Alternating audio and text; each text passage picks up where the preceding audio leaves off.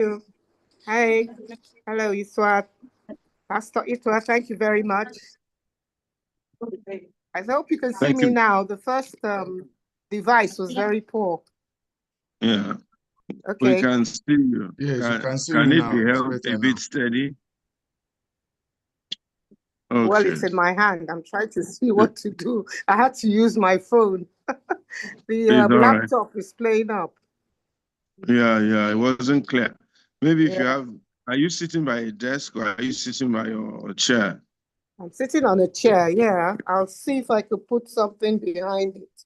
If you put something behind it and lay it Yes. on a desk or something, then you could steady it so Yes. that you don't also um, With my overburden your hand.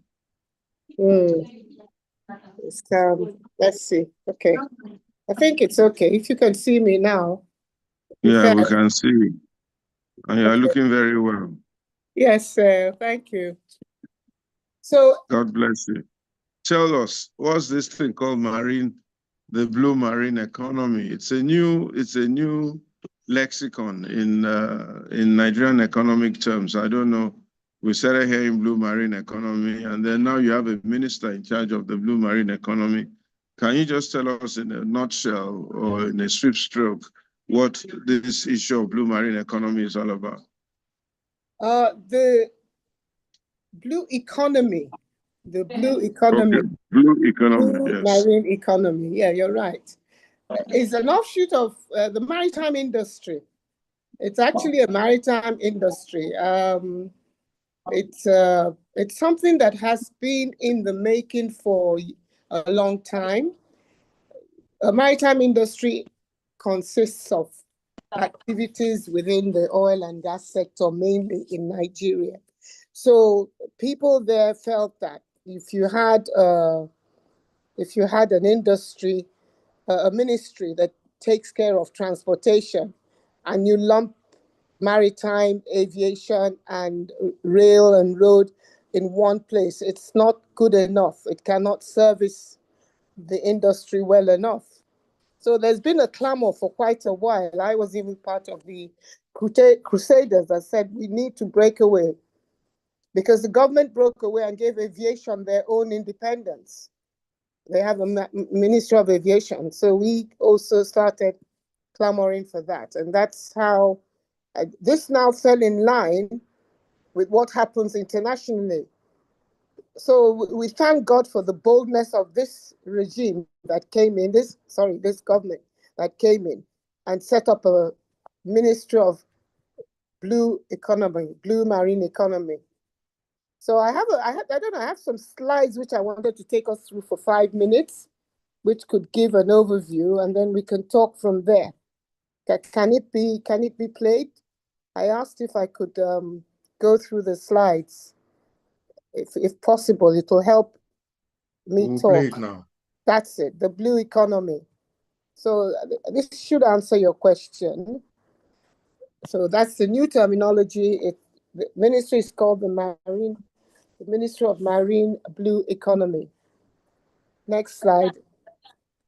So the marine blue economy says, right, that according to the World Bank, blue economy is sustainable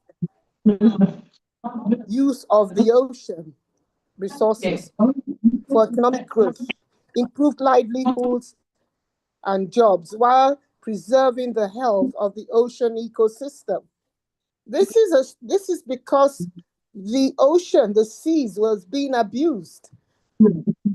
So IMO, which is International Maritime Organization, came together with the World Bank and all the United Nations bodies and said we need to put this thing under control. So they came about this blue economy. In Europe, the Commission extends the definition of the blue economy as all economic activities related to ocean, seas, and the coasts. In the same vein, sustainable blue economy ensures that the ocean's resources are properly used and managed for future generations to come. So it's a sustainable, initiative. It's no longer just everybody doing what they want on the seas, because the ocean's economy is actually projected to be 53 trillion by 2030. So it has to be preserved. Over 80% of global trade is transported by sea. So there needs to be control, hence the blue economy. So Nigeria followed suit, I thank God, because this new government heard the cries of the people in the sector. Many things led to it, and set up the ministry. The ministry is following all the tenets of international blue economy policies, and have set up a Nigerian policy. We have a Nigerian blue economy policy, which was released by the Ministry of, it took them a year to put together, almost a year to put together. And they followed everything that you can find in the blue economy in the UK, in America, in all littoral states. You even have the United Nations initiative as well. They want to sustain the initiative properly. They provide policies for governance. Our own policy has that as well. They provide financial support and everything you can think of to make sure that the blue economy works well. Nigeria qualifies fully to be part of this economic ecosystem. Our coastline makes it possible. But what we have in Nigeria now is a rudimentary type of maritime sector. So this new Ministry of Maritime and Blue Economy is a very laudable and welcome stand. But there is still need for much more expansion. The ministry has to coordinate from the presidency to all the affected areas, because the blue economy goes within the terrains of all agencies and all ministries, agriculture, environment. You can think of everything that has to do with water. It's a snowball effect. But let's look briefly at what we have in Nigeria now. We have littoral states. I'll give you a secret. I'm probably so interested in the maritime sector because my mother went into labor and they were living in Degema. Degema is one of the islands in Rivers State. My father was a doctor there, and she went into labor and they put her on the boat crossing over to Port Harcourt. And before they got to Port Harcourt, I came out. So I came out, and I think that's why I like the river. I think that's why I like water, because I was born in the waters. So anyway, River State is where I was born, and it's a coastal state, and it has many rivers and creeks, which is highly beneficial to us in Nigeria under the blue economy. Cross River States as well, which shares boundary with Cameroon and other, poses potentials for tourism, business opportunities, amongst others. In 1956, the old River State has always been a place where exploration for crude oil took place. However, the economic mainstay in that place of the people has been from artisanal fishing, water, transportation, which birthed the boat building industry. If you go down to that side, they build boats. It's just to improve the skills, to formalize it, to probably set up schools that can teach how to make boats. It's a thriving business. And this is what I'm hoping would happen with this new policy. So the birth of boat building, you can go down there and build a ferry. It may not be what you want, But if we can improve on that under this new policy, we're getting there. There's sand dredging, which is a very big, important business in the construction industry. There's glass making. I think that still exists. There's reclamation of land. You have the Kainji Dam, which is a hydropower service. That's part of the blue economy. And this goes to show why the blue economy really is very, very important to us. So what you asked me was why this new terminology of blue economy? It was one, to be in line with what's going on in the world, because every other country has recognized that the sea cannot stand on its own. Hello? The sea cannot really stand on their own. Yeah, go ahead, yeah. The sea cannot stand on their own. People need, there's a recognition that the sea or the ocean, yes, there's underwater mining. The oil comes, a lot of offshore drilling goes on underwater. Fishing is massive.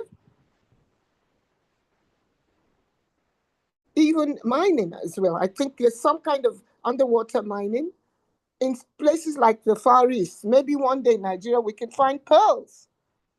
So the blue economy is not just ships going on the sea, carrying cargo, wet or dry cargo, and then paying at harbors.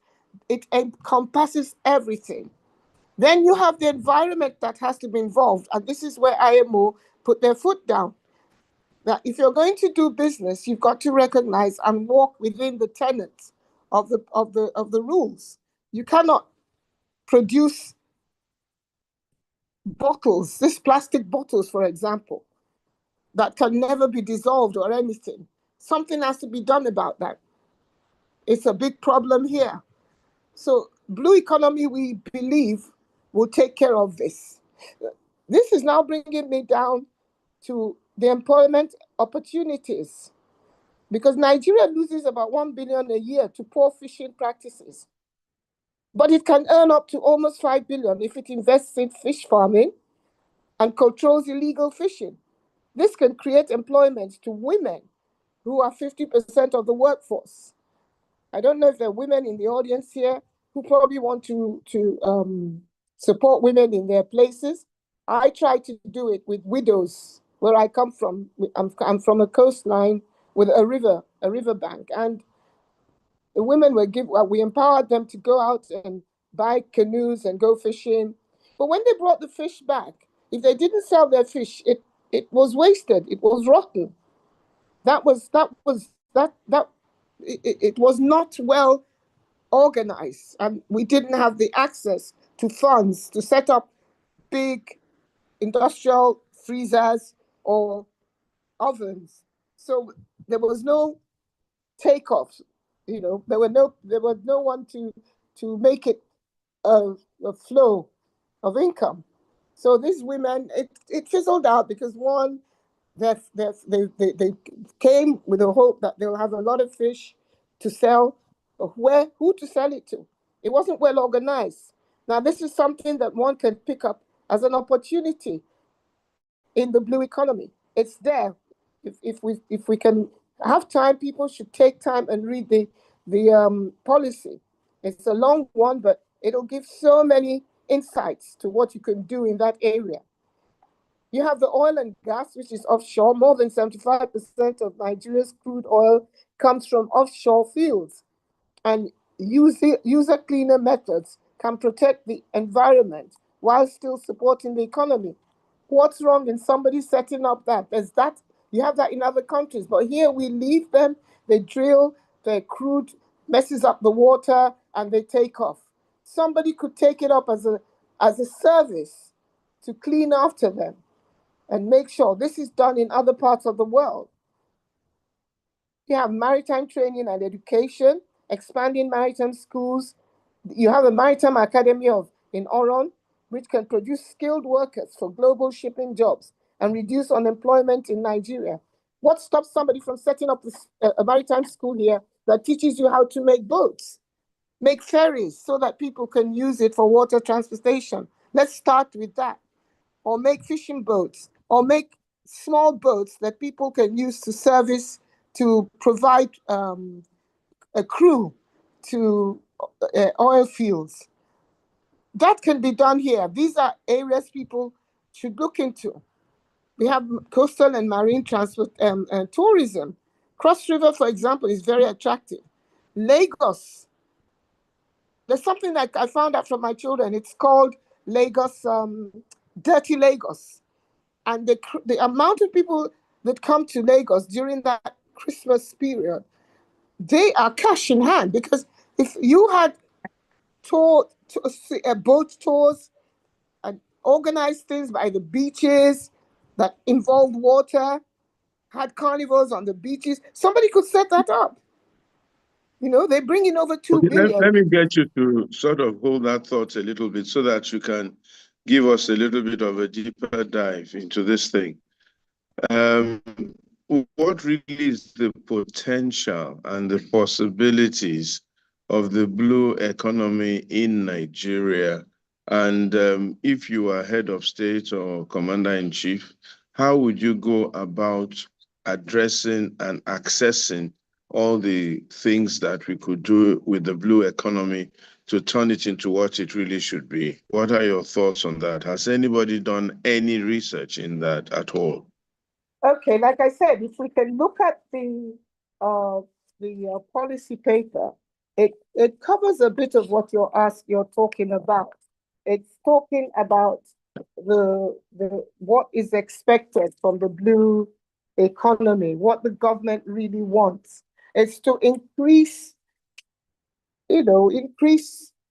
business to at least 7%. That's what the national policy on the marine and blue economy speaks about.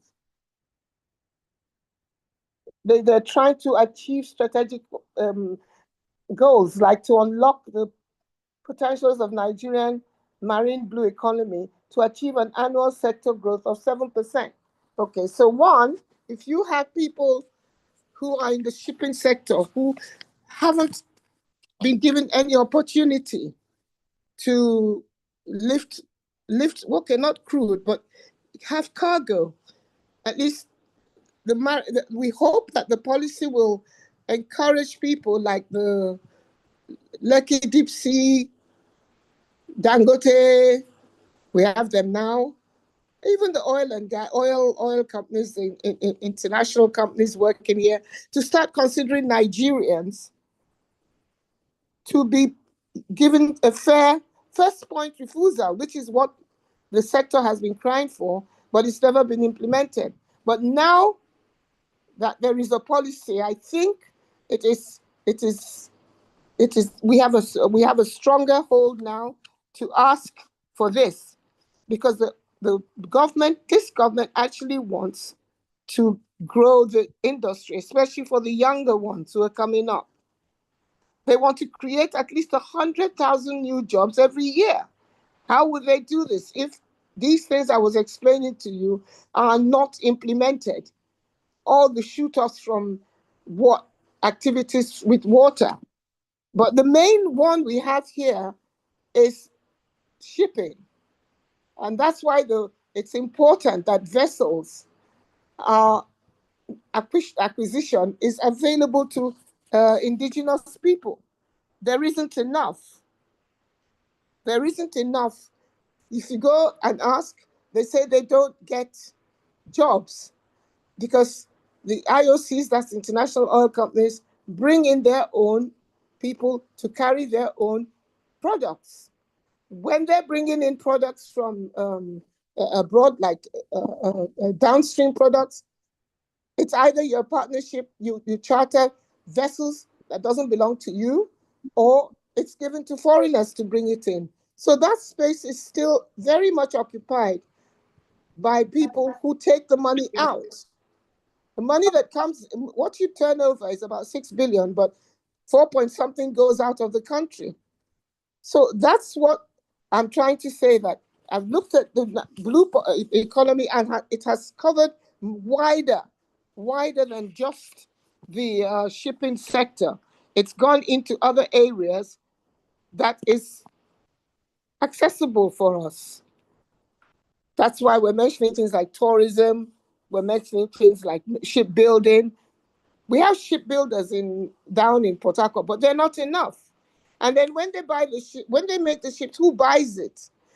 So government is now making it, I believe, under the policy to make sure that you get the money. That's why you have BOI, Afro-Exim, to assist people. We have people in ferry service. Some people want to start proper ferry servicing between here and other parts of West Africa. There's just a lot to do in that area. So I'm like you said, if I was head of state, I would definitely do what is being done now, which is to look at, because Nigerians are looking at it. Oh, I want to go into vessel operations. I want to be given jobs by government. I want to be given jobs by these people who need you to carry crude out. And then the big boys there are not allowing Nigerians to get in. I think we should start where we can touch and then grow slowly. But with a policy covering us, we have a leg to stand on. So I think what your question is what does the blue economy mean? I said the blue economy is actually a strategic objective goal by the government to achieve potentials. But with all these things, anywhere you talk about blue economy, it extends to all these areas I was mentioning, which was never regarded before as anything. It was, oh, that's the business it's doing. Even fishing nets. You could set up a factory for fishing nets. That's under blue economy. These things can bring in funds. It's not just you going out and being given contracts by Total or Shell to lift crude or to bring in, service them with crew or to bring in products. There are other areas under the marine and blue economy, which if we can try to expand, it could grow the industry under blue, not maritime industry, blue economy, which is part of the marine industry. Okay, Hello? Yeah, I'm told that there's no, thank you very much, Ify. I'm told that we used to have a national shipping line, Nigerian National Shipping Service or Nigerian National Shipping Line. That went moribund, went derelict. I'm told that there's perhaps no Nigerian company that's really into shipping. Is that verifiable? Is that a fact? And how much is Nigeria losing? I wouldn't say there's no Nigerian company that's into shipping. What I would say is, what shipping are they doing? A few of them are getting into shipping. They're getting into the shipping industry. But the shipping industry that you're talking about is vessel operators that service oil fields, that service oil fields. But you have Nigerians who also have big vessels to service oil fields, but they're very few and far between. But we've recently got NNPC, which can give Nigerians crude to move and products to bring in. They've always done it, but at a very, I don't want to say surreptitious level. We have Dangote now. We have Lekki Deep Sea Port, which is ready to move any product. Theirs is not oil. Theirs is any product between here and West Africa and beyond. So there are companies that do have shipping ships, vessels, they go after companies, the IOCs, and pick up contracts, but there are very few of them. So we are saying that if we could, the shipping line was a government body and it went down because of everything caused government always, is mismanaged.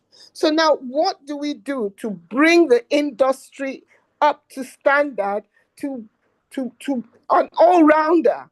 It's just everybody was focused on, oh, let me go and get contracts and bring in products. Let me go and get contracts and service the oil and gas industry for 5 years. I will give them crew, my vessel, I will rent, I will go and charter a vessel, and it will take them. What about us making those vessels to the standard that is required? What about us training people? We have a school that trains seafarers. We're still having problems to put them on boats because they're substandard, apparently.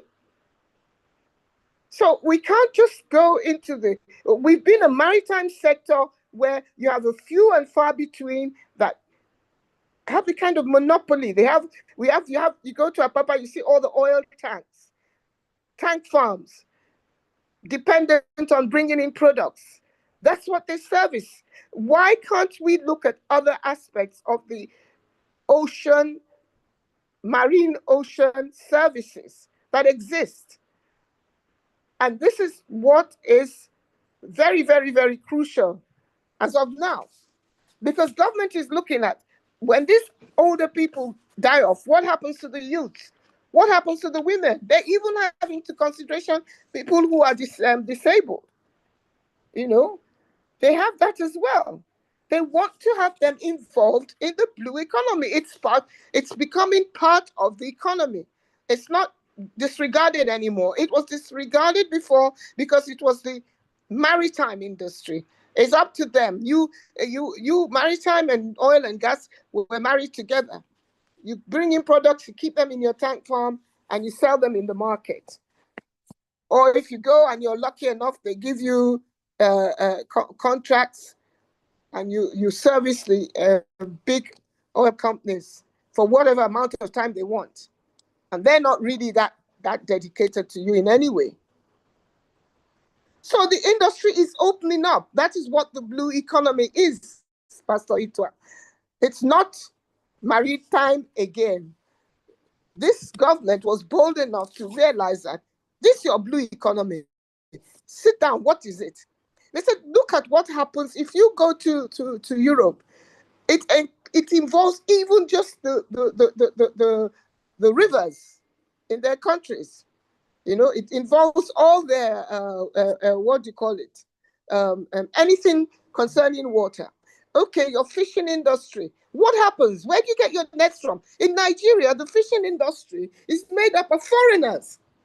If you take a boat ride in the evening and see when they park their vessels, they're beautiful vessels, all parked there, has been out all day, fishing all day, and selling on the high seas.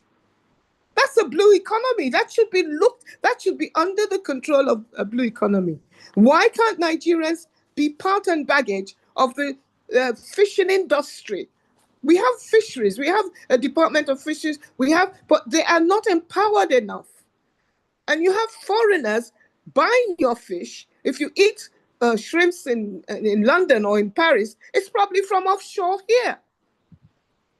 That should be brought under the blue economy and become a controlled, well-organized industry. It's not the government that will do it. It's people like you and I that will get up, go and do a proposal and take it to the necessary financiers and look at it. Some people have done it. I have somebody who's running a ferry service down in Calabar to Cameroon. He built he ordered a ferry and it started. He now wants to take it further. It's a Nigerian. He parks his ferry in Calabar, and every day he takes people across. It cost him a lot, and he said next one he's going to try and see if he can build a ferry, because there's nothing to it except he's going to send some people to learn how to do it and come back. This is what the blue economy is about. So when people are telling you the blue economy, this is what the minister wants to send to people. They want you to know that they want to increase growth in that sector. That sector covers environment, aquaculture, agriculture. Agricultural goods are transported by ferry. Agricultural goods should be exported by vessels. Why can't Nigeria have a vessel that belongs to Nigeria or belongs to a conglomerate of people to transport all the food that goes out. So that's what I'm trying to point out, that it's not a very it's not palatable in the sense that it's not a product that's being sold. It's people have to understand what it is. They have to understand it provides policy. It provides government. That's what government is trying to do. We want to support people to develop sustainable ocean-based economics. For example, there's this seaweed. Seaweed is so it brings in so much income. If we can export dried seaweeds to the Far East, my goodness, nobody's ever thought of that. It's like I said, dummies like us should just Google and see what there is on what it says about the blue economy, and you can see that we really have a lot in Nigeria. You know, we really have a lot in Nigeria. We also need to protect it because we abuse it. Look at the way they throw plastic bottles everywhere, mountains. I don't even know what happens to those plastic bottles. Somebody decided, one of the women in one of my maritime groups said she's going to set up a business. She's going to go abroad and learn how they do disposable, how they recycle goods. And then she came back with a huge machine and put it somewhere in Lagos, and said that anybody that comes and gets the ticket, weighs how much they're going to put in, will be given 5,000 naira. She said she got a loan. It was a project. And she said, can you imagine that people are bringing the boys that pick up, it's a big business for her now. There's another one, this weeds, not weeds, this hyacinths. This is out in Ibadan. She comes to Lagos. They pack all the hyacinths that the government pays people millions to pick up and waste. She picks it up, dries it, and makes it into ropes. Yeah, water hyacinths. Makes it into ropes, tight ropes. And they're selling it. So blue economy is the economy that has anything to do with the ocean and the seas. Even tourism. I just gave you an example. This Christmas, if some people have it, quickly go and put up a huge boat trip. You can rent a boat and say, oh, I'll charge 100,000 per head to come for a trip up and down, like they do on the Thames. Trip up and down the coast. You might spend on security and all that. You might get a loan. I'm just thinking off my head, but there's just so much on the blue economy. But you can't describe it. If you want to take it from a very strict sense and stick to just what we know as maritime, then we've lost it. We've lost it. What we want to do is see what there is with Ministry of Environment, because we have to work hand in hand with them. We have to work hand in hand. Rivers, we have so many rivers. Those are transport routes for people going from one state to another. Maybe the security, hopefully the policy will look into that. The policy is extremely detailed. So it's, Pastor, that's what the blue economy is about. Your question is more like, what would I do if I was president? And I'm saying that this is what the president wants. He wants to look at the blue economy. In reality, what is it about the blue economy we can do for us? You know, we keep somebody, sorry, I want to read a question. Somebody said, we're currently striving to regain its Category C membership at the IMO, a seat it last held in 2000. In your opinion, could the development of Nigeria's blue economy be a key factor in helping? Of course it is. That's what I keep saying. We go there bragging about how much crude we lift. We go there telling people how much we have in the oil and gas industry. We go there and say we're trying to increase our capacity of ownership of vessels. We go there and try to talk, and we don't really come across as if we really do know what the blue economy, and blue economy has been around for quite a while. You know, we don't go there showing that we actually do understand that we have a system that is hand in hand with the economy. Maybe this time, if we go and show them our policy, oh wow, so you've translated the international blue economy policy and it now reflects Nigeria. That might give us a chance. I'm not very hopeful because I still think we have a lot to meet up with. So that question is very important, but I'm not sure. I am not very. I do not want to say anything that will put down the morale of people, but I'm believing that with the new policy in place, we have quite a chance to boast about it, because I don't think any other country in Africa has got a policy like we have. So then, you know, we want to leave importation of goods and export goods. This is why I was going through every aspect of likelihoods of exportations. You know, we could export goods. We could have containers that go out full. It's actually starting. Some raw materials are going out more and more. But I'm hoping that we could actually transfer the knowledge and do it here and export finished goods as opposed to exporting raw materials. But these are all areas for people who you don't want to be very technical in trying to apply what you understand of the blue economy, or else you might get lost, because we're trying to open it up for the young people, women, to get into the new initiative. I Thank hope you, that ma'am. answers it. All right. Hello? Yes, we can hear you. I think we can Okay, hear you. Jumoke, I think you should go ahead and let's take the questions and answers so that we can get people who really want to ask questions and we can take it from there. Thank you. Thank you. I believe Pastor Sonny also had a comment. Pastor Sonny. Yeah. Thank you very much. And good evening, Mrs. Good Ify. evening. Okay, my name is Pastor.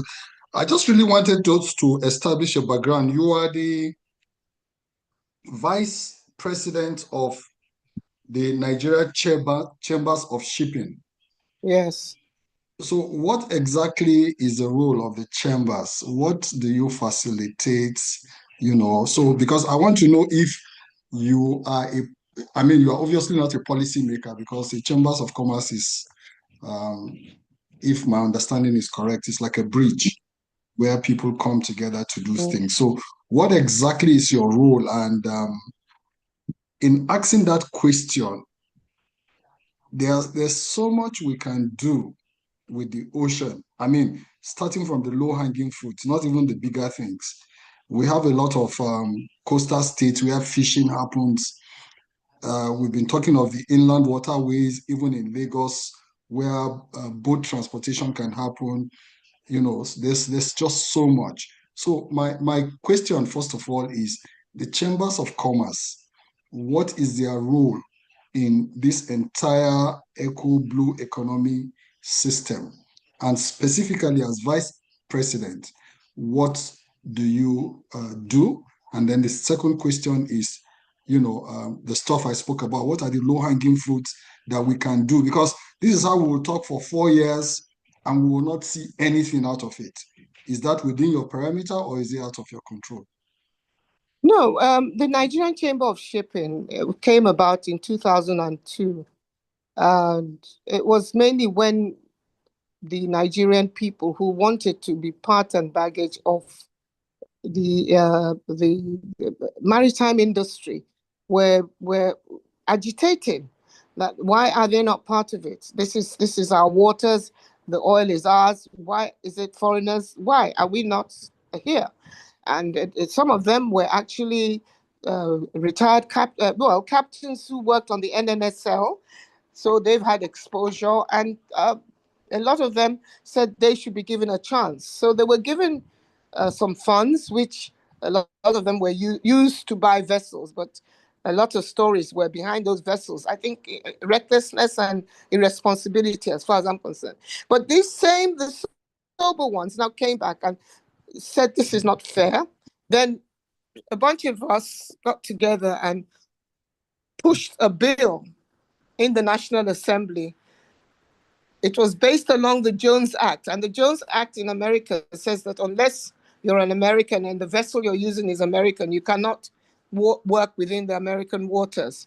So we pushed for that law, and it was signed into action by Obasanjo. Now, when that was done, Obasanjo said, okay, how are you going to let people know? Because a lot of people even thought cabotage was a product. We had to tell them, they thought it's something you can import and export. So you need advocacy. And that was when I was given the cap to now start a chamber that will facilitate advocacy, commerce, and trade in the maritime sector. And so what we did was we brought people together and made sure that they were all involved in pushing for laws to facilitate. And that's when the Cabotage Act came. That's when they domiciled it in national, as not in Nimasa, and took it from there. But nothing has really come, like, unfortunately, things that happen here.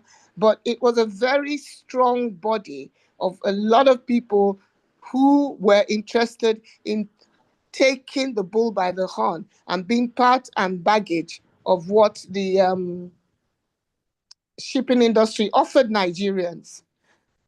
Now, that clamor has been going on and on and on, that has now led into this blue economy. So to me, the blue economy now answers your question of low-hanging fruits, because it now makes an enabling environment for those low-hanging fruits to be accessed. Before, when So I was... what will be low-hanging fruits in your opinion? What we can quickly get as quick wins, so that it's not just, in Nigeria, we know how to do policies, put things in place, and you will be there for 50 years. When they ask you what's your achievement, you can't point to anything. So what are those tangible things that we can probably do that people can see that this blue economy is actually working? Okay, let's take fishes. Yeah. Fishing, Yes. that's one easily accessible. Fishing on the local scale or the vessel kind of fishing?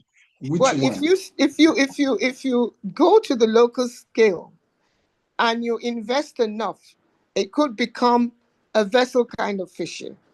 Do we have any Nigerian doing vessel kind of fishing? Yes, they have a group of people who are fishers, but they are dominated by foreigners. Okay, so they are not really Nigerians, they are foreigners, maybe the Lebanese There are and many co. foreigners, They yes. are But fishing off the Nigerian waters. well, they live in Nigeria, they're Nigerians. You have Nigerians as well that are fishing as well.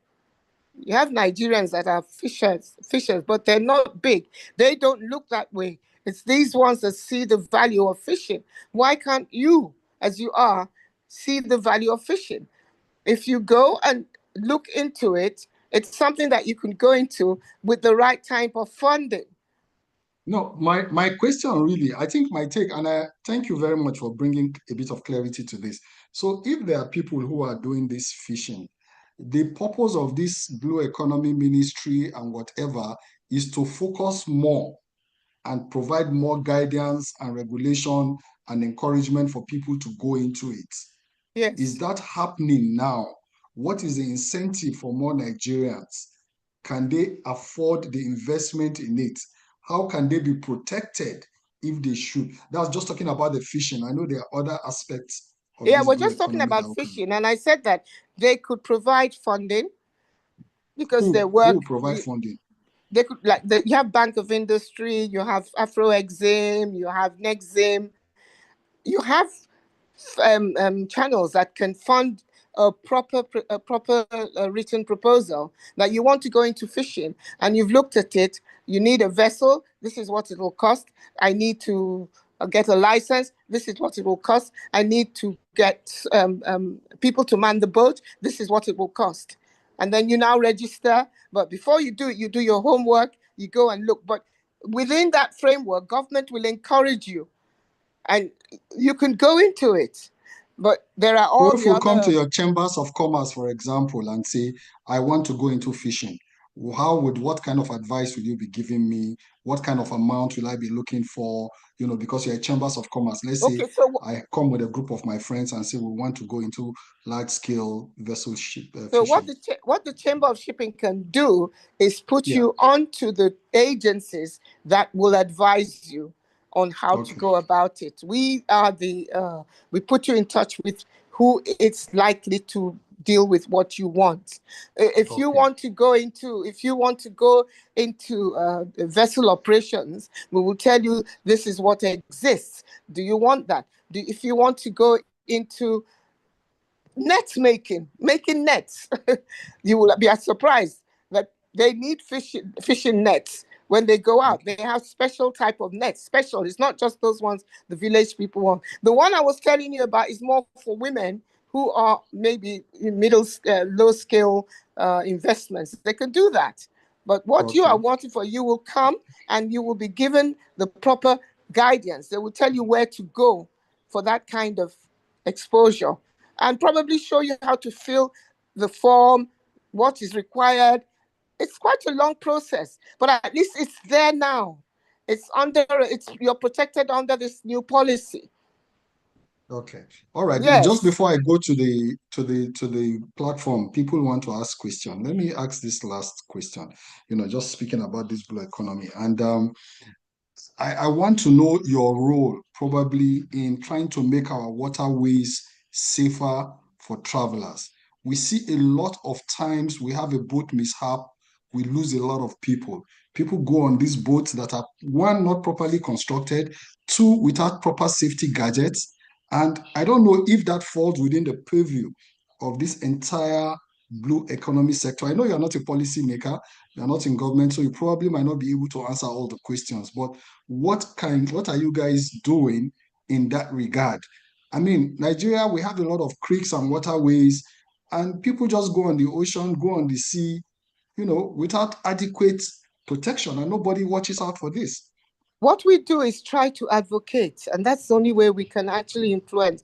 It's advocacy that brought us to the point of having a marine and blue economy. We advocate the dangers, we speak about it, we have workshops, seminars. Like next week, we're going to have a seminar. We hope the minister will be there. We'll be talking with Lekki deep sea port, so people understand that Lekki is a deep sea port, and the connotation and meaning of a deep sea port will be at that. You will understand the service. We advocate, we ensure that our members, the advantage of being a member is you're on top of everything that's growth. So this thing is an unfortunate situation. It's a blue marine issue, yes, but we can only put together papers and send to government and hope that they're correct. And then we try to follow up, but it's yeah. Yeah, So thank you that's what very we much. do. I appreciate that. Let's open the platform. There are a few hands up, and Jumoke Akintaylor will be taking the questions from the participants. Usually we take about 2 or 3 questions, and she will help you note them because you are using your phone, and you can answer Good them. evening, Ma. Thank you, Jumoke. Welcome. Over to you. Good evening. Yes. Thank you for doing this. Quite insightful. So we have a few hands. I'm going to take those hands as Pastor Sonny said, and we'll try to group 3 together because sometimes the questions are similar, and then I would help you note it like you said, and then you can answer them. And if you feel you want to answer only one at a time, we can also do that. Right now we have 3 hands up. We do ask everyone to try to keep their questions very succinct so that it's direct as well. So I'm going to start with Pastor Funke Awolowo. Please go ahead, ma, and ask your question. Good evening. Thank you so much, very much, Mrs. Akerele. Thank you. I've learned a lot about all you've shared. I just want to ask, basically, I know that from not in Lagos, but in Port Harcourt and the riverine areas, there's a lot of pollution. So when you see, blue seas or blue economy, I'm asking how blue are these places? Because what we hear in this part is that those places, they're too polluted, and even the fish that they get from those the waters over there, they're not so edible, and all that. I don't know what is being done to cleanse, because we know that a lot of resettling had to happen based on these pollutions and all that. And so far, I don't know what has been done to cleanse it. Also, I know that in this part, just as I mentioned on the page, that we had Ekonipon, big fish, big trawlers that bring in fishes, crabs, and all that.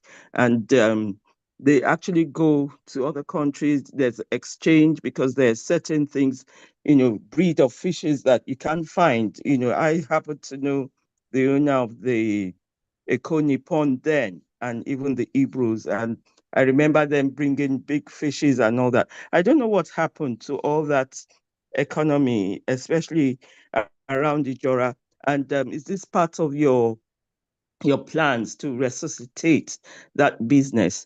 And then thirdly, the tourism aspect, what is being done, especially in Lagos, when everything is being dried up and used for alternative means? That's all I want to ask. Thank you. Okay. Thank you. I'm going to take Mr. Boniface. Please go ahead, sir, with your question. Thank you. Thank you. We've asked you to unmute, sir. Yes, okay. All right. Thank you very much. Ify, how are you? Hi, who's this? Dr. Chizie. Oh, hello. How are you? Fine. How are you? Okay. Are you still with the Chamber of Shippers in Papa? I shouldn't have Yes, thought. I'm You're the still vice there? president now. I'm just more on the board. I'm more on the board. I'm not Oh, okay. Okay, like that's fine. before. Yeah. Well, okay. I think that's it's wonderful that this is happening. Is that we have to probably try and get our acts together, make sure that we do it properly. So we'll start, like you did say, we'll have a policy, but it's not going to be ever implemented. I recall that the Hebrews were into fishing in those days, massively into fishing. Let's call it a something like that. The fish we had some name for it, but somehow it's no longer there, like most things. And I think that whatever we do in this area, in this space, we should try and make sure that we don't bring government in. So you can think of a shipyard in Apapa and so on and so forth, and lots of issues. So the government comes in, and then, it's like a touch of death. So I think that we should get private sector. I recall in those days, you were fighting to get affirmative action in terms of getting Nigerian licensed vehicles to carry cargo down the sea and so on and so forth. What happened to it? Is it still on? Did you win that battle? Let me stop there. Yeah. So nice to see you. Nice, sir. Thank you. Thank you. So I'm going to take Professor Nika Grange. Go ahead, ma. We've asked you to unmute. Yes, thank you very much, Jumoke.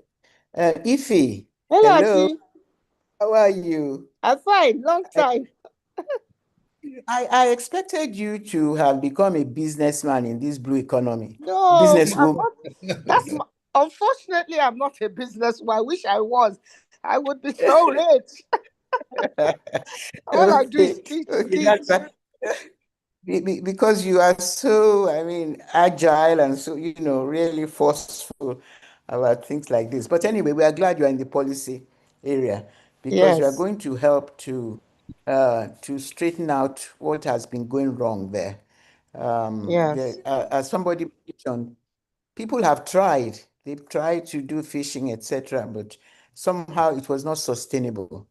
if you remember Tunde Edu, etc., who were, Yeah. also in fish. Yeah. Yes. Okay. My contribution now is to find out if we can sort of go into this for healthcare as well, because one of our problems in healthcare is lack of transportation, or very dangerous roads, etc. And there are villages along the coasts and all that.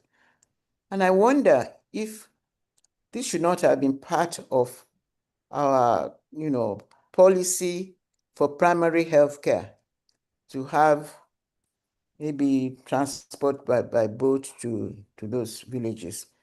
Of course, I mean, I'm saying this so that you could consider it when you are talking about policy. It's, if in the past, there was a lot of sea transport for carrying drugs to villages, before we became independent, if you remember, Yeah. that was the only way they could link up those villages. And now that, some of our roads are so unsafe and all that, I'm just wondering whether we could not use the sea. But having said that, are we likely to get people exploiting this and, becoming pirates on the sea? So let's think about that as well. Is there going to be some kind of insecurity propping up on the sea? So thank you very much, Ify. Thank you, Well done. Achi. Thank you. Yeah. Thank you Thank very you. much. Okay, shall I answer them? Yes, all three questions. Okay. From Pastor Funke all the way to Professor Grade. So if you need me to I think prompt any. Pastor Funke was talking about cleaning up the environment. Yes. Talked about And the pollution. pollution, yes. Yes, and the impact of the fish, if it was, Yes. yeah. So this is what when I was talking, you see, I think people were expecting me to talk about blue economy. Dr. Chizie will know. Blue economy is different from maritime business. These are opportunities. Government wants a PPP, public-private sector partnerships. These are issues that a person who wants to go into business can see what he can do in offering cleaning up services to these oil companies and charge. It is something that can be looked into, and it is a proposal that, if taken to government and it makes sense, they would say, oh, look at Pastor Funke. She has this project. Why will you not give her a chance to clean up? Look at what you're doing. They're not going to listen because they're supposed to clean, but they can't be bothered. But with the new policy, you are covered to actually make a case. And if they don't answer, that's where people like Chamber of Shipping come up. It becomes an advocacy program. She can come to us and say, look what happened. Look at the degradation happening in the riverine areas. I have taken this project. This is how they keep waters clean in Singapore. This is how they keep oil fields checked, and I want to offer it. I'm offering them a $1 million contract to keep them clean, and they're not answering. It becomes a topic. So government will support, but government is not going to enforce them to do it, because you've seen where it gets us. It's all political. So this is why people like us in the Chamber of Shipping and advocacy platforms, all the groups are trying to get people to understand that we have a policy now that we can hold on to. Government has said, oh, go ahead, do this. We will support you. And when we go ahead and they don't support us, it's another time for talk. So there's no solution there except it's a business angle. It's a business angle, because what they are spilling there is very dangerous. The Department of the Ministry of Environment is fully aware of this. So environment will be involved, the Blue Marine Ministry will be involved, and the private sector. So that's the angle I'm bringing from there. Then indigenous cargo, like Dr. Chizi's, the second question was that I was, and I still am fighting. We're now talking to, at least we have more people now giving cargo. We have. I mentioned Dangote. We can approach Dangote. You have to help. We can approach Lekki Deep Sea Port, not them. We can approach, I think, NMPCL for oil. We can approach Ministry of Agriculture to pinpoint and give Nigerians cargo. There are people who, it's not just oil anymore. It's moved from there into other areas of transshipment, mobility in waters. So that's the area where we're still trying to get people to understand that this is available, but come with a proposal. Government has empowered these top financiers to support the policy on blue economy. Under the healthcare, Auntie, what I know, like I said, I was born on a boat from Degema to Port Harcourt. Yeah. And so it was safe then. And like I was saying, everything government has said they would do, we still don't know about security. So that's what I'm also, my hands are tied. But maybe I think if we clamor and clamor, security could be looked into seriously, because this is a very important part of healthcare. It could be well, that's what the chamber is for as well. It's a kind of advocacy platform where, and I tell you, a lot of things we discussed there, we see it written in a way that will suit us in the policy. A lot of discussions, a lot of papers that were submitted. So this healthcare is a very important aspect for marine transport, because people die for no reason. If there was enough very comfortable boats, you could take a doctor from the mainland to the creeks. But the security is a problem.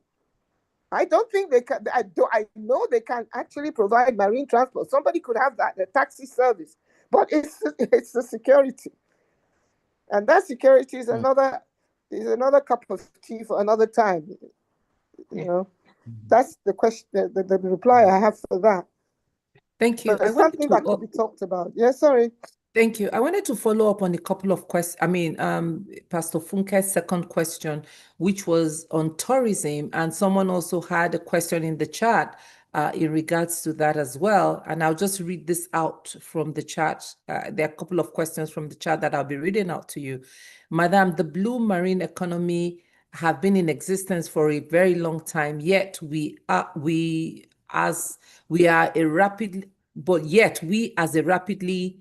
developing nation have not tapped into the innovative way of income generation apart from shipping businesses. Please, what measures are in place to transform such marine economy into tourism, hospitality, and energy generation? So that's a question. I think that's also related to Pastor Funke's second question.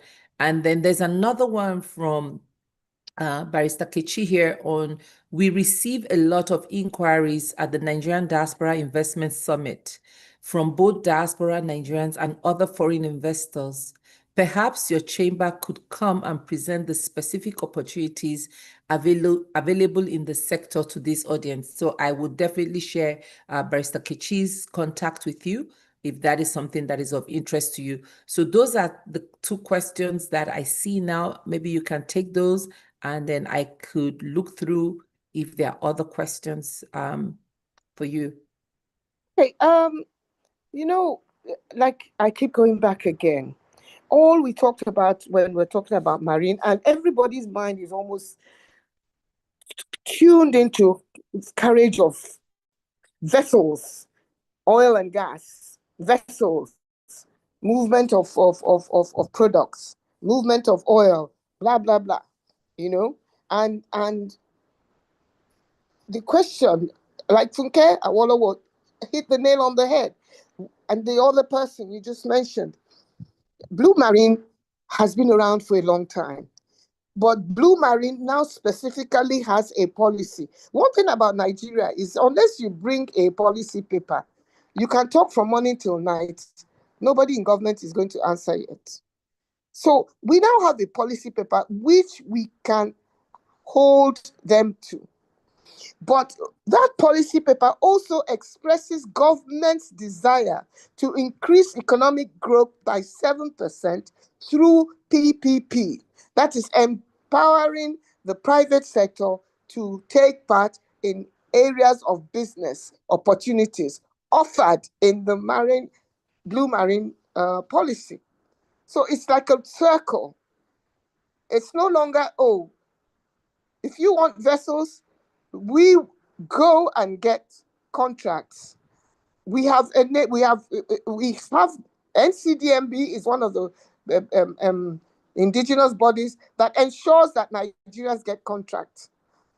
NIMASA doesn't get contracts, but NIMASA helps give you money. They have the cabotage fund, which we're still waiting for them to dispose of. This is if you want to operate purely within the oil and gas sector. But there are other areas. We've talked about fishing. Fishing, I will be very honest with you, suffers a lot of setbacks because of sabotage. I do not want to go into all the details, but it's like a cartel in that place.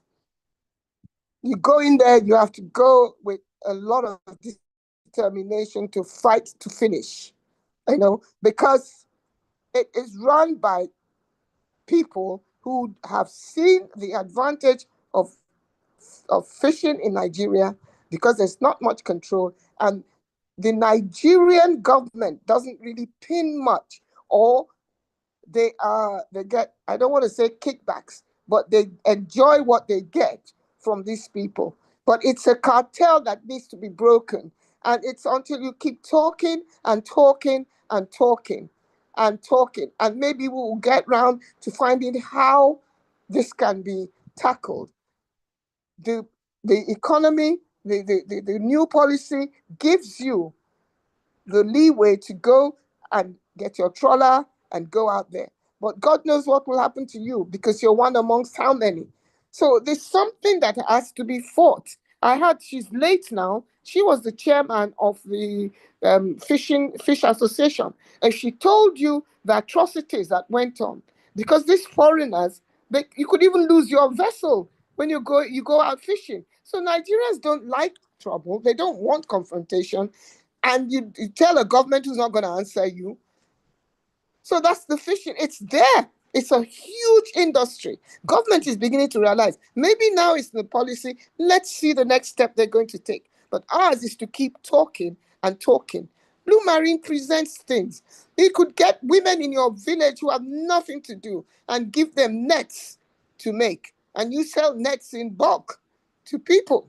You sell nets in bulk to this fishing association. You can get things like freezers to freeze fish. That's a cottage industry, but it's very lucrative and very important to freeze fish by the waterline and take them further on. Okay, smoked fish, and look at those who take it out of the country. Those are all the areas in that economy that you can tap into for starters. Like I said, if you look into the book, the Google, sorry, if you look into Google, they say it's, I think it's called Blue Marine for Dummies or for beginners. It breaks it down so simply, it helps. For the diaspora one, I'll be quite happy too, because I want to bring everybody home. We need everyone to come home. So maybe by the time I've marketed the blue economy in Nigeria, it might encourage some people to look into investing, because we need as many people. So I'll be happy to, if you share my number with her. And I'll share his with you as well. I'll share his yes, with okay, you. okay. So it will be the beginning of the Jackbada. They will Jakpada, reverse that the is it. Jakpa to the I'm Jakpada. I'm Okay. so much for it. Yes, yes. Okay. I wanted to follow up on a couple of things, and there are some questions in the chat that I also want to, and I think for me, I don't know about everyone else, I was quite surprised that there are a lot of foreign vessels on the high sea that are taking, I mean, like fishing, whether shrimps or exotic fishes, and Yes, exporting outside the country. yes. And yet there is no regulation around that from that. So like you said, that's something that probably needs to be taken up. And you have mentioned a few business opportunities here today that maybe at the end, maybe you can highlight it for us. But one of the questions here, following up on that, is how can the private sector be enabled to access the cabotage vessel financing fund for local players with advanced manufacturing interest in shipbuilding? That's one question there. Then there was another one which is quite lengthy. I'm going to read that out to you. It's probably related. So this one is accessing the I think there's an acronym for that. The PVFF. yes. And Yes. then how about incentives to sustain the steel industry, which is the bulwark of the manufacturing sector? How can the legal framework be redefined to be on concurrent lists to open opportunities for bottom-up approach, community-based participation in blue economy? And then on the mangroves ecosystem mapping, what are your thoughts on that? And then let me see. Then there's another one here. I think maybe you can take those two and let me call a couple more if you're good with Okay, that. the long one, the first one was CVFF, yeah?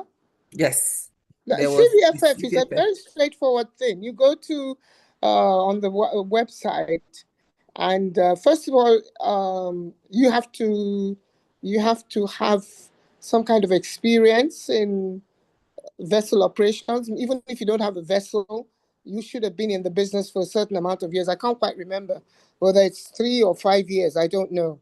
And then you now show your competence in that area and the kind of work you've been doing.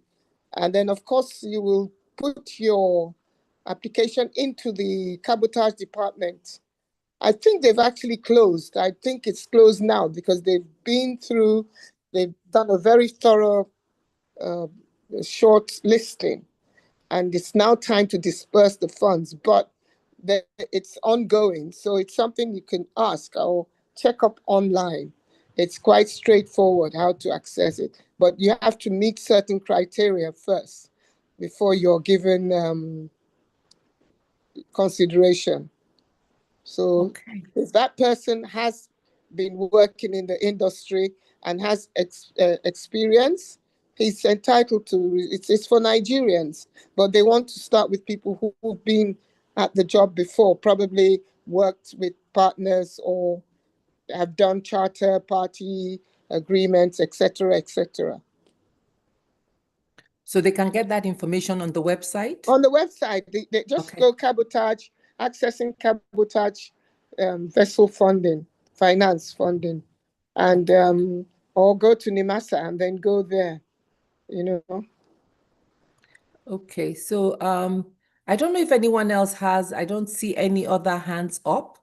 There are quite a lot of comments that I'm trying to get to in the chat room, but I think you've answered most of them. There was one that I saw that I'm trying to get regarding something about Imo State's policy on, I don't know if whoever put that question in there, there are quite a few chats that have come up. So there's another one that I think you should look at.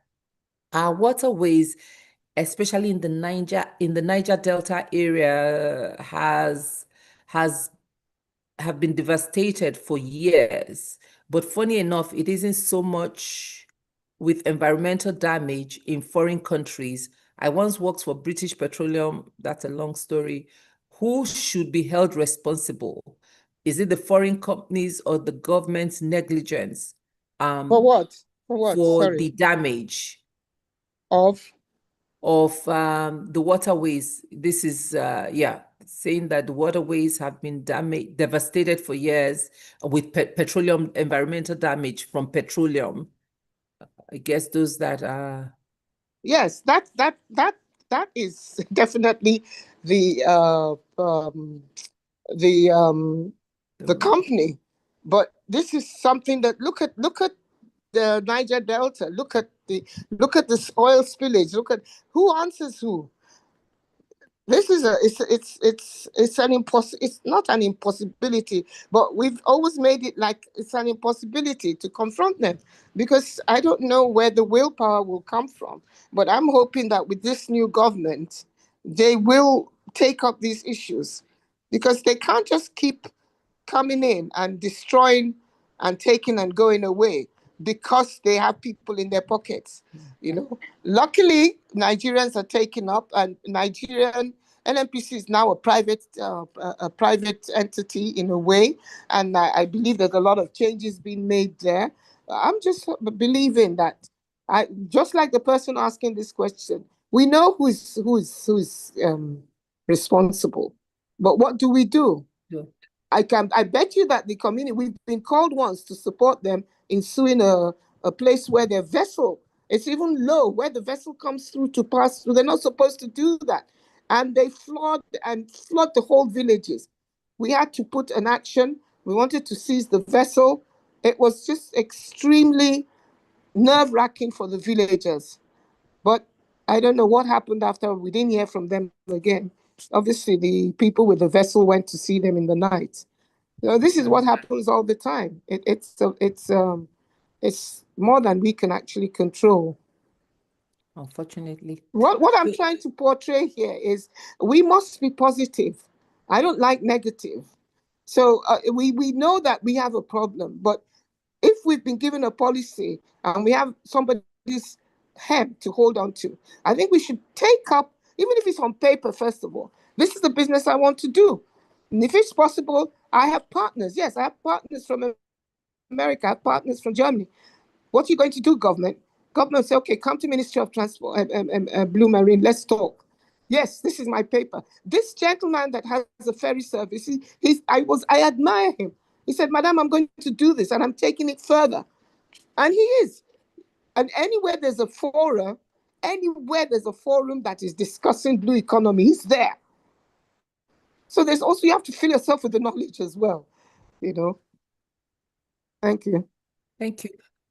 So there's this other question. What is the Nigerian Chamber of Shipping doing to support indigenous shipping companies in improving their capabilities in the design and production aspect of shipping life cycle? I don't know what he means by shipping life cycle, but is it building of ships or what? I guess building of ship, maybe repurposing it after it has yes, the end of life use. We used to have Niger Dock, which was a Nigerian entity under NIMASA. It was a fantastic. People used to bring their vessels from all over Africa to be dry docked there, and they could build vessels. That, as usual, government politics, etc., etc. It now belongs to Lebanese people. And to dry dock there is, you might as well take your vessel to Singapore and dry dock. They charge in dollars, it's so expensive. But what stops you from setting up? There's somebody called Stars, a big one in Port Harcourt. Started very small, fixing small vessels. There's Elshcon. They do small vessels. They're growing. What stops you from doing that? Look for them or set up your own.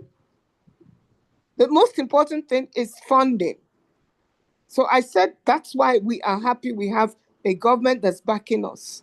Come with your proposal. And if you're refused, then there's reasons that they will give you, which you will go and sort yourself out. BOI is helping a lot of young ones today. A lot of them are buying vessels or taking loans to buy vessels. Some of them don't even have any contracts, but they're sure they will, because they have made the moves. They've got everything up to tops. It's just a case of let's get the job. Yeah. So the Chamber of Shipping encourages. That's what I'm doing. We have a lot of workshops. We have what we call the ABC of shipping. You can come there and 3 days of exposure to ABC of shipping. There you learn a lot, and there you network because a lot of people come in for those programs, and you can interact with them. Then you become a member if you want to, and from there we take you one step at a time. The thing is just show the willingness to learn and accept what looks impossible and see if we can make it possible. I just don't want people to come with a negative approach. It puts us off because we think we should take the bull by the horn. It's our country. Thank you for that. And if you have a resource sheet on that, we can share with everyone that is here or share with the larger group as well, because I think there's a lot of opportunities there that a lot of people were not aware of. So any information that you can share with us that we can also help distribute to the Nigerian populace will be helpful. And I'm going to ask this last question because there are no hands up. It says, good morning. How do we overcome the problems of Forex exposure in that getting dollar out of Nigeria is not easy? Foreign investors complain about this as a challenge about funding. So about funding diaspora investments in Nigeria. So in this I think that question it's a general question, but when it comes to blue marine economy and you have investments from the diaspora, Blue Marine Ministry has a very strong department in the central bank that understands foreign investment in the sector. So these are formalities that will be looked into. It doesn't mean that you can get your money out so easily, but there are procedures you go through, and definitely you will have a lot of assistance. That's why I keep saying the policy is our saving grace, it's our saving grace. Okay, thank you very much. Personally, I would like to follow up on this waterway transportation or water ambulance or ferry ambulance for health sector, because a lot of people died needless death. That's what I said. Yeah, it's terrible. So that would be something, maybe there's a workshop on that. We can also share and look seriously into it, like the medical associations or medical groups that are interested in that. We definitely would like more information of how they can reach and maybe work with your organization on establishing that, so that where cars cannot get to, the ferries or water ambulance can get there. Well, so go ahead. Sorry, what I can ask Auntie Nike is to put up a very, very, precise proposal, and we'll give it to NIWA. NIWA is Nigerian Inland Waterways Association, and we will make sure that we put it across to them that this came up in a forum, and can they come and give us what they think they can do for the medical center? It'll be purely a medical focus, but we're going to see what are you going to do from the marine industry under the blue marine policy for the medical services within these areas. So if Auntie Nike could, I think I'll have to get her number because I don't have it. She's on here. We can get that across to you as well. If we can get that, then I can get them to talk to her, and she can come and give a presentation. We could put together a forum and see if NIWA would, because it's a very, very good thing she brought up. That's why we need to think out of the box, Yeah. And then somebody was mentioning Hebrews. Hebrews have lost interest in fishing. That was their father's days. Hebrews are into renting their jetties. I don't want to tell you how much they get a day from one vessel. And they are also into vessel operations. So they've moved on, So that's it. The fishing industry is totally taken over by people who are not Nigerians. And it's sad. It's something that we need to clamor about. And I think that that's a very, at least if there are two takeaways from here, this MIWA presentation on water Yes, ambulance yes. is critical. And then the workshops you have on training for those that are interested in the blue marine economy would be something else. So we'll definitely get that from you, and then we'll post that. And then I'm going to take Auntie Bola as the very last hand up, because we're going to start to close and wrap up. So Auntie Bola, I see your hand up. Please go ahead and ask your question. We are not going to take any more questions because we are up on time. So go ahead, Auntie Bola, with your question.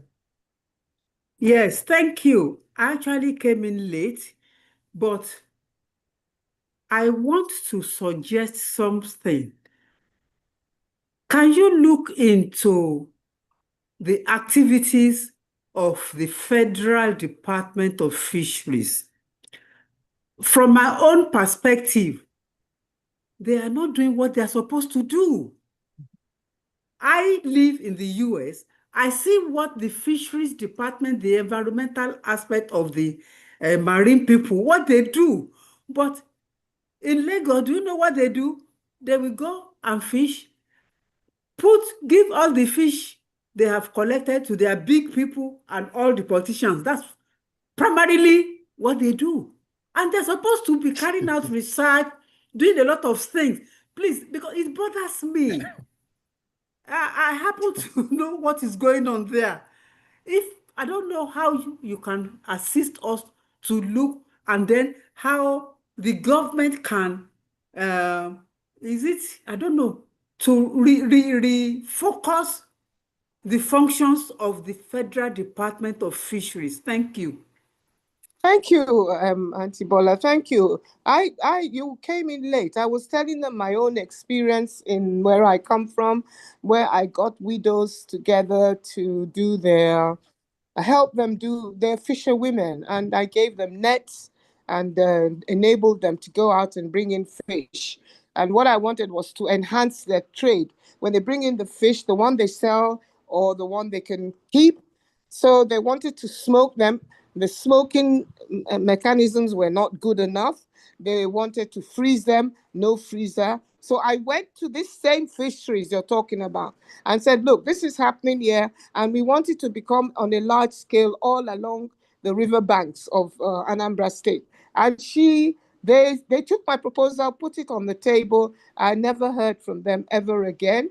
And I was very disappointed because I realized they really should have come and seen what there was to be done there to enhance the well-being of those people under this. This was not under Blue Economy. It was just my effort as a maritime woman. But it could have become an enhanced project managed by fisheries, because it's fisheries that should look into it. It is fisheries that should give the overfishing of these foreigners that fish in our waters and drain our seas we have the best lobsters, the best crabs, the best prawns in the world. And they know that. If you eat lobster in Japan, it's from Nigeria. It's very frustrating. It's from here, and this is a multi-billion naira job that they are, and they are being I don't know if Nigerians are shielding them, or because Nigerians take the pennies they give them and that's enough for them to allow such a multi-billion naira thing to go in the hands of foreigners. It's very frustrating, and I don't know unless a group of people decide that they're going to go into fishing. I told you, a friend of mine, she's passed on now, she fought and she fought and she fought and made herself president. Then it curbed, they stopped fear. She put the fear in them, and got rules were passed that every fish must be this. For when? It's gone back to normal again. If you take a ride down to Tinkan Island, where they park, it's about 6 o'clock, they start coming in, They park all their vessels and they've gone home. And they're all foreigners living here, So I know what you mean. Fisheries is supposed to be in coordination with the Blue Marine, but fisheries people there, highly qualified, PhDs, etc., research on how to improve the species of our fish, preserve our fishes. They're not doing that. You're so right. So the only thing we can do is talk about it, advocate about it. Nobody's really written about fisheries in the last few years, but now you've mentioned it, I'll go back and look at the blue economy policy and see what it says about our own laws that govern our fishing department, and then probably put up a letter and send it to them. That's the only thing I know we can do.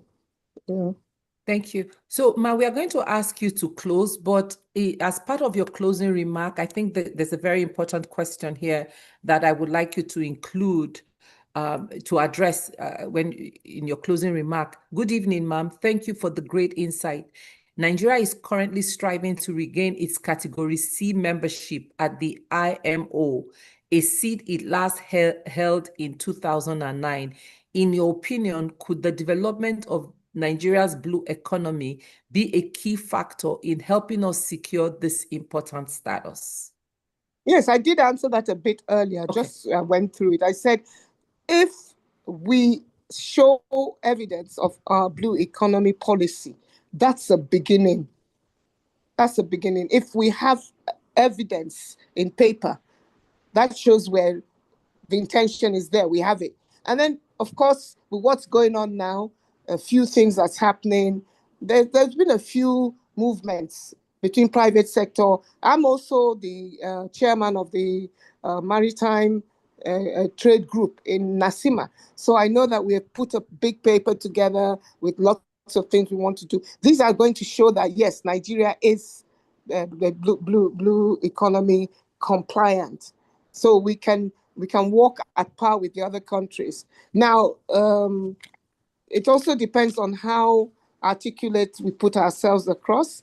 I always believe that they should take a team of private sector people who can speak as from experience, as opposed to just civil servants who just go there and fill up space and go shopping. So as for the blue economy, we have a policy. So I'm very proud to say that, yes, we stand a good chance. We stand a good chance. Okay. You know, there's a meeting next week, I think in Abidjan or somewhere. I think we've done our homework. You know, I think so. Okay, wonderful. So before I bring Pastor Sonny up, maybe you can just add your closing remark, and then I'll take some announcements and then bring Pastor Sonny up to close. Okay, I just want to thank you all very much for this opportunity you've given me. I knew it wouldn't be very easy to explain the marine and blue economy to, I'm not saying laymen, but non-maritime people. But I had to go all that round and round and round to show you that it's not maritime, it is blue economy. It's like green, you know, there's green economy, that's for agriculture and all that. So we've now got blue economy, and it's anything to do with the world. So I'm so happy I've had this opportunity. It's given me, from the questions I got, I realized that, oh, I did succeed to a certain extent, that everybody here are very well versed. And I'm hoping that even if it's just setting up a factory for smoking fish, I'm hoping people, I said, this is the blue economy. Put it up, send it into the Chamber of Shipping. We will promote you. We will use you as an example. If it's just example, women should be involved in this. There are fish farms that are all over the place. Those are part of blue economy. So I'm happy that you've given me the opportunity to show what blue economy means. Because the question, original question was, what it's like, this isn't what we expect of blue economy. But by the time we got here, everybody understands that we're talking about a whole system, you know, and not just a maritime sector. Thank you so very much. It was very insightful. Thank I, you for all. one, I learned a lot. So thank you for taking this on. And you also really clearly explained the potentials, the huge potentials that maybe a lot of us were not aware of, some may be, but there are opportunities here for people to get involved and also to have lucrative businesses and even advocacy in this sector. So thank you very much for your time. I'm sure there will probably be follow-up with you, especially on the health, the MIWA, and the presentation. I'll get information across to you from some of the people that are interested in working with you in furthering this. And then the workshops, the resources on the different workshops is something that we could also help promote, just to get people aware that this is happening and they can get more information from you. Thank you. Really appreciate your insightful conversation. It was indeed very productive. So thank you. Thank you. You're There's welcome. there's a lot more opportunities. So, but next time, it's a very long list of opportunities. I just, picked a few. But thank you very much. So we may have an offshoot workshop, maybe with some of the groups on some of this workshop. It may not be on NSS, but that's something that could, we do have those kind of workshops that you could work with a couple of the other organizations that are interested in promoting this. I know that there is the Nigerian American Chamber of Commerce. Mommy Grange was just talking about another group. So it's endless, and we definitely will be following up with you to explore how we can advance those opportunities as well. So maybe it's time for us to really jackbada, because now we should, there's a reason to there's a lot jackbada. of resources. There's so much resources. Yes. Thank you. Yes. Yeah. Okay. Thank you so much for your time. No, you can please hang up. Pastor Sonny will come up. Pastor Ito had to leave for another appointment, so I'm sure he sent his apologies to you. Okay. Definitely, but Pastor Sonny will come up. He's the first vice VP. I'm the second VP, so we do tag team on this. But I just wanted to bring to everyone's attention that following up last week's conversation with Mr. Falano, we created a resource sheet of know your right, know your law, know the law, know your rights. And we've posted that in the group. It's very important for us as Nigerian citizens to be aware of our constitutional rights, and that's how we can engage. An informed citizen is an engaged citizen. We can't engage in nation building from a place of perception or half information. So that's something else that we are taking on. We are going to be sharing as much information as we get about those basic civic education that we as Nigerians should be aware of. And we're going to ask everyone to please help promote that. We also have a voiceover coming up for those that may not want to read, but that resource sheet is very important. It has all the phone numbers of the different NGOs that are in the space, a lot of information that you are not aware of, your rights under the law. So please take some time to look at that and share it with all other Nigerians. The more informed we are, I think the better we are. So I want to thank you again. And we have a lot of information here at Nigeria Leadership Group. We always invite you to come on board. My office, which is the office of the Chief Operating Officer, is looking for partners to come on board and help with the operation. And let's just get more involved. So if you're interested, there's a form that I put in the chat room that you can fill, and will definitely be we'll contact you. Pastor Sonny can also talk about the advocacy group that he's leading. He started something phenomenal that he will probably be talking to you guys about. We also have our School of Leadership and Governance that we have the civic engagement and civic responsibility courses. We have the project management course. I teach that. It's very, very insightful. We've done 3 cohorts of that. And then we also have the Ito Olajide Godalo mentorship program, and we have people like Professor Grange as mentors in the group. So please get on board, be more involved with us as an organization. We can only do this together. And we are also part of a coalition of other NGOs, for it's called for participatory governance. If political parties can form coalition, because for power, we as citizens can build this coalition for us to get that Nigeria that we need, that we deserve. So we invite you to please join us. Every Thursday, we put this announcement there. And in the link also, you can fill the form, and we'll definitely be in touch with you. I do put my information and Pastor Olu's information online, and want to thank those of you that have been sponsoring us, that have been financially supporting this vision. God bless you. God richly reward you. It's a lot of work and it's a lot of money. So we're calling you to please work with us on this. Our account's very transparent. We had the FanFan, the Feed a Neighbor, Feed a Nation. We published all the accounts. Our accounts are audited. So any information you need, definitely let us know. I'm also in charge of finance. Myself and Pastor Olu run the finance department. So we are very accountable, and feel free to reach out to any one of us for whatever you want to know about this organization. We have a lot of interesting programs coming up that we would like you to get involved.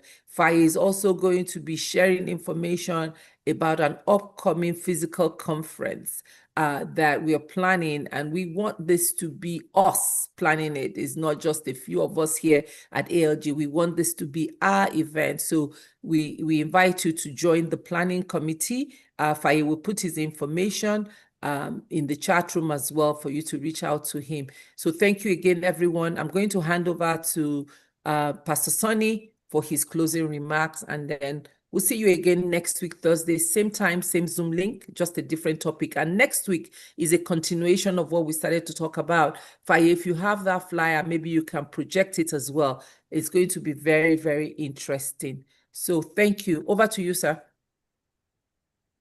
Thank you very much, Jumoke. We've definitely come to the end of this whole program. Today, we have heard and learned what the blue economy is all about. It's about how we manage our water resources sustainably, create jobs, or protect, our waterways. And we want to say a very big thank you to Madam Ify Akerele for breaking down how the maritime sector can both be an engine for growth and how people can take advantage of that. Madam Ify, thank you very, very much for your time. Thank you. We did get quite a lot out of it, and like Jumoke said, we'll be following up with you probably for a workshop for people that will be interested, so that they can get more, from you. To everyone that attended to this session, I want to say thank you. I trust you have a better understanding. Here on NLS, we discuss topics not just about what government is doing right or not doing right, but we try to bring up issues and topics that can assist people in shaping their lives and getting clearer understanding of what is happening. So I hope you were able to take something out of today's talk. So I really want to thank everyone on behalf of Pastor Ify Akerele. My name is Sonny Enebi. We've come to the end of this session. Hello, sir. Okay, Ify, yeah. Sorry, just before we end, I want to remind us about the physical conference that Auntie Jumoke spoke about. We will be closing that call to join the working group by close of business today. So those who are still thinking about joining, you have at least until midnight Nigerian time to join. I will share it in our WhatsApp group again. And I hope we really need a lot of hands and support. So please kindly join this train as we continue to shape the Nigeria of our dreams. Thank you. And is that the link you sent to me? So should I put that? No, that's not the link. Let me forward the link to you now. Okay. Or you can put that also in the chat room. Thank you. All right.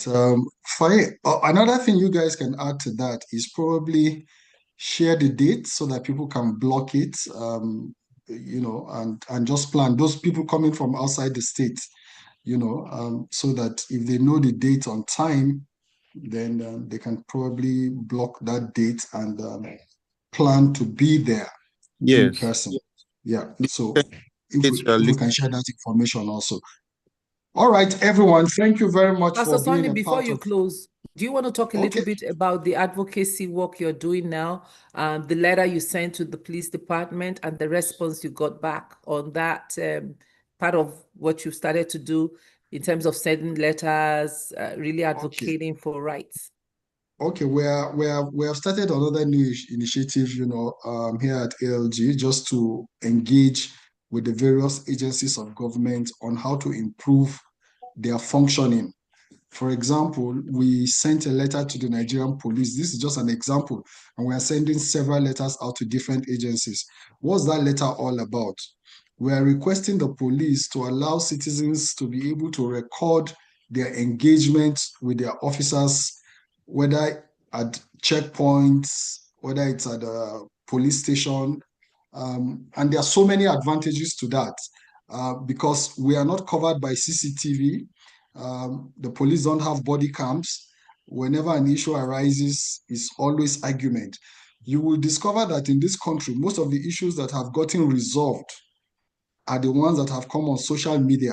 Maybe somebody has recorded it one way or the other, and the government agency involved are forced to respond because it's out there in the public glare.